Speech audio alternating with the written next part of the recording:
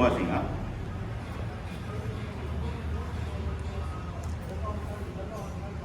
கேட்ட கேள்வி கரெக்ட் தான். 5:30 வாசிங்க. இருக்குல்லையாரா? அன்று ராத்திரியிலே கல்தேயரின் ராஜாவாகிய பெல்ஷாத்சார் கொலை செய்யப்பட்டான். மேதியனாகிய தரியு, அவன் பேர் என்ன? ராஜா பேரு தரியு தன் 62ஆம் வருஷம் வயதிலே ராஜ்யத்தை கட்டி கொண்டான். இப்ப அவன் தான் ராஜா. யார் ராஜா? உலக சாம்ராஜ்யத்துக்கு இப்பதான் ராஜா. பாபிலோன் கீழே தட்டான் இல்லையா? பாபிலோன் கீழே தான் நல்லா இருந்தது. பாபிலோன் இவன் ராஜா ஆயிட்டான். யாரு? மேதிய ராஜா. பெர்சியா ஒதுக்கி கூப்பிட்டான் இல்லையா? இப்ப எப்படி ராஜா ஆயிட்டான்? அடுத்தது பெர்சியா தான் ஆளுகை பண்ணுது. எப்படின்னு கேட்டா, இந்த மேதிய ஹிஸ்டரி சரித்திரம், மேதிய ராஜாவுக்கு ஆண் வாரிசு இல்ல. ஆண் வாரிசு இல்ல. அவனுக்கு பொண்ணை வந்து கோரேஸ் ராஜா கொடுக்குறான். அப்படின்னா பொண்ணை கொடுக்கும்போது எல்லாம் அங்க போயிடுச்சாங்க. இவனோட ராஜ்யம் எல்லாம் கோரேஸுக்கு போய் சேர்ந்துச்சு. அப்படி போனதான் சரிங்களா? அதுக்கப்புறம் தான் கோரேஸ் ஆட்சி பண்றான் மக்கள். அப்புறம் கோரேஸுக்குள்ள பேர் என்ன? கோரேஸுக்கு பொண்ணு கொடுத்துட்டானா, அதுக்கப்புறம் அகாஸ்வேர் வரானா, அகாஸ்வேர் எஸ்தரை கட்டிக்கிறான்னா வந்து அதுக்கு முன்னாடி யார் கட்டிக்கிறான்? வஸ்தி கட்டிக்கிறான். வஸ்தி யாரு? இந்த பட்சம் பாருங்க.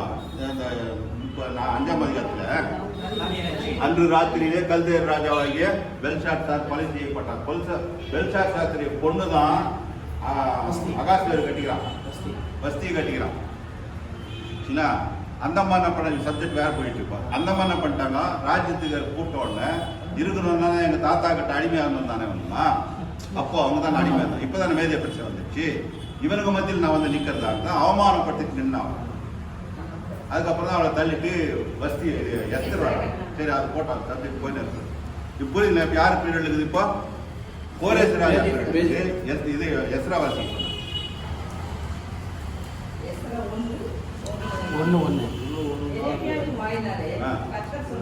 எடுத்து வச்சுங்களா? எடுத்து வச்சு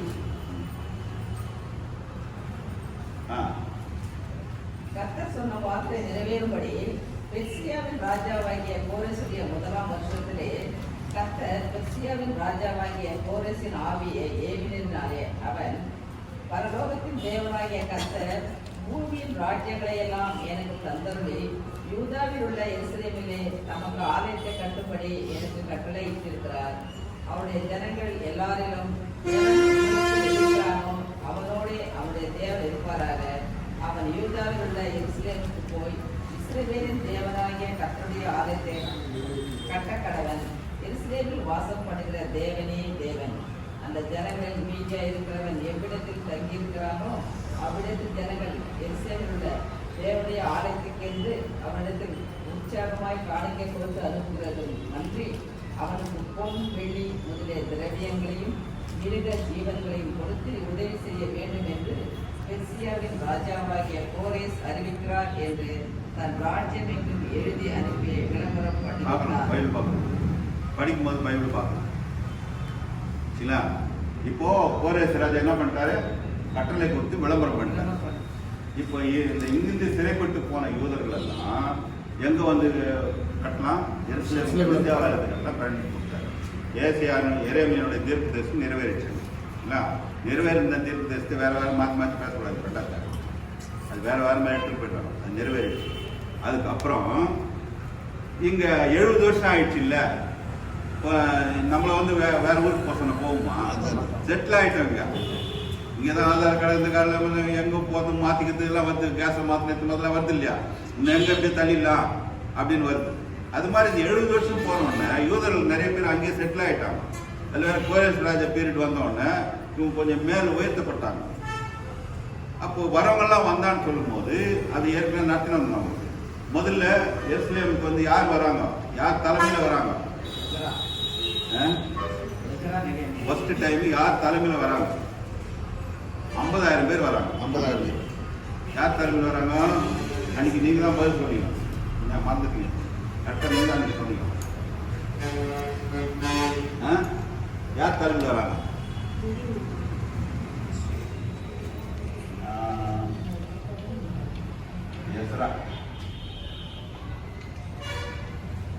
எஸ்ரா புத்தகத்துல ஃபர்ஸ்ட் ஒரு குரூப் வருது. யார் தலைமையில்? இப்போ தான் ஞாபகம். செருபாபேல் தலைமையில் 50,000 பேர் வராங்க.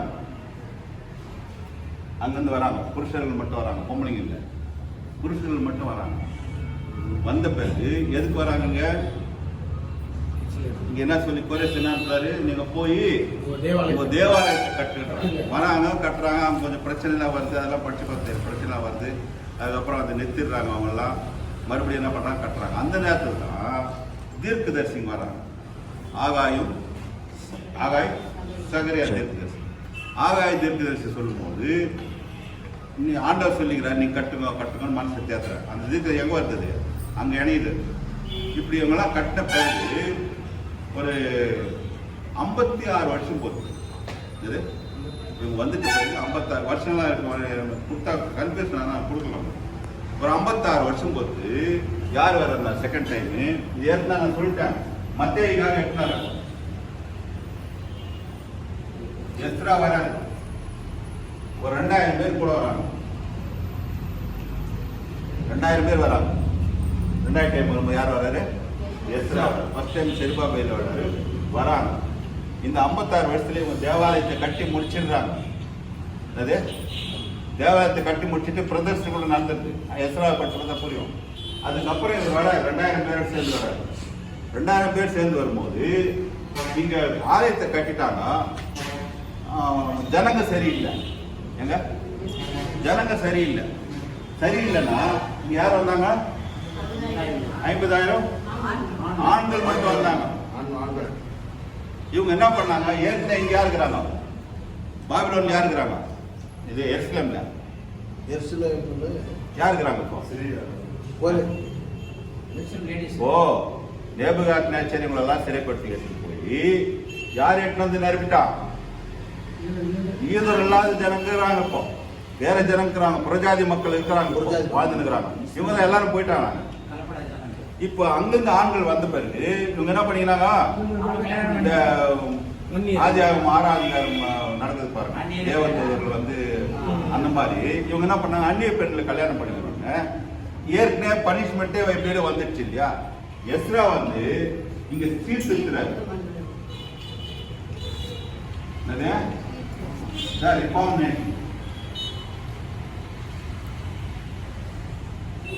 மூணாவது டைம் ஆலயம் கட்டியாச்சு. எருசலேம் நகரத்துக்கு ஒரு காம்பவுண்ட் இருக்குது இல்ல, அது கட்டல. அதுக்கப்புறம் தான் மூணாவது டைம் வந்து இந்த எருசலேம் வந்து கொஞ்சம் ஜனங்க போய் யாரை சந்திக்கிறாங்க? இப்போ நெகேமியாவை சந்திக்கிறாங்க. நெகேமியாவை சந்திக்கும் போது தான் அப்பவும் யாருடைய ஆட்சி இருக்குது? பெர்சியா ராஜா ஆட்சி இருக்குது. அதனால தான் உங்களுக்கு அனுகூலமா இருக்குது. தானியல் பீரியட்ல வந்து பாபிலோன் பீரியட்ல ஆகட்டும், தரியு ராஜா பீரியட் எல்லாத்துக்கும் அவனுக்கு சாதகமா இருந்தது தானியல். அந்த 2 ராஜ்யம் தானியம் இருக்கலாம். அதுக்கப்புறம் ஒன்று ராஜ்யம் வருது. அதுக்கப்புறம் தான் இப்ப மத்திய பார்ப்போம். இப்ப மூணாவது யார் வருது? நெகேமியா. இவரு வந்தது என்ன கட்டுறாரு? அலங்கத்தை கட்டுறாரு இல்ல. இப்ப கட்டி முடிச்சுட்டு எல்லாம் இப்ப என்ன ஆயிட்டாங்க? அப்படின்னா செட்டில் ஆயிட்டாங்க. அங்க கொஞ்சம் பேர் இருக்காங்க. இவர் வந்து சீர்திருத்துறாரு. இவரு அந்த எஸ்ரால படிச்சு பார்த்தீங்கன்னா நீங்க எல்லாம் என்ன பண்ணோம்? உங்களோட மனைவிகளை விவாகரத்து பண்ணணும்னு எழுதியிருப்பாரு. சரித்திரம் இல்லாத படிச்சோம்னா சபையில் என்ன பண்ண சொல்லணும்? சரிங்களா? இந்த சைடு இந்த சீர்திருத்தத்தை தான் அவர் எழுதுறாரு. சரிங்களா? மூணாவது வந்து நெகேமியா வந்து அலங்கத்தை கட்டிடுறாரு. இப்ப எல்லாம் ஓகே ஆயிடுச்சு. அப்பதான் அந்த ஆகாய் சகரியா மல்கியா தீர்க்கதரிசனத்தோடு என்ன ஆயிடுச்சு? 400 வருஷம் பார்க்கும்போது இவங்க ஆண்டவர் தீர்க்கதரிசனம் கேட்டு பழக்கம் ஆயிடுச்சு. அப்போ என்ன இருந்துச்சு இவங்களுக்குன்னா, அந்த 2 காலத்துல இந்த தோரா புத்தகம் இருக்குது, பழைய ஏற்பாட்டு புத்தகம் தோரா புத்தகம் இருக்குது. அதுக்கு அவ்வளோ மதிப்பு கொடுப்பாங்க. ஏன்னு கேட்டால் தேவனே வந்து கொடுத்த வார்த்தை. மற்ற எந்த புத்தகத்தை என்ன பண்ண மாட்டாங்க? மதிப்பு கொடுக்க மாட்டாங்க யூதர்கள். அப்படி பார்க்கும்போது இந்த தோரா புத்தகத்தினுடைய ஒரு விளக்கு உரை எழுதினாங்க ஜனங்க. அங்க இருக்கிறவங்க தோரா புத்தகத்தினுடைய விளக்கு உரை புத்தகம் எழுதினாங்க. அது யாருன்னா அவங்க சொந்தமா எழுதுது. இப்போ எழுதிட்டு பிறகு விளக்கு உரை அர்த்தம். அது வந்து தல்மூத்துன்னு பேர். அந்த புத்தகத்துக்கு பேருன்னா தல்மூத். தல்மூத் LUMUD. அந்த புத்தகம் எழுதலாம். இப்போ ஜனங்க அதை படிக்கிறான், விளக்கம் தெரியும். நம்ம கூட என்ன பண்ணுறோம், பைபிள் படிக்கல, சில ரெஃபரன்ஸ் எல்லாம் படிக்கிறோம், சில எழுதெல்லாம் படிக்கிறோம், அது கரெக்டாக பார்க்கணும் இல்லைங்களா. அதுக்கப்புறம் அந்த புத்தகத்தை பேஸ் பண்ணி மிஸ்னான்னு ஒரு புத்தகம் எழுதுறாங்க. இப்படிதான் எடுத்தாங்க. முன்னும் அங்கே வேத வாக்கியம் அங்கே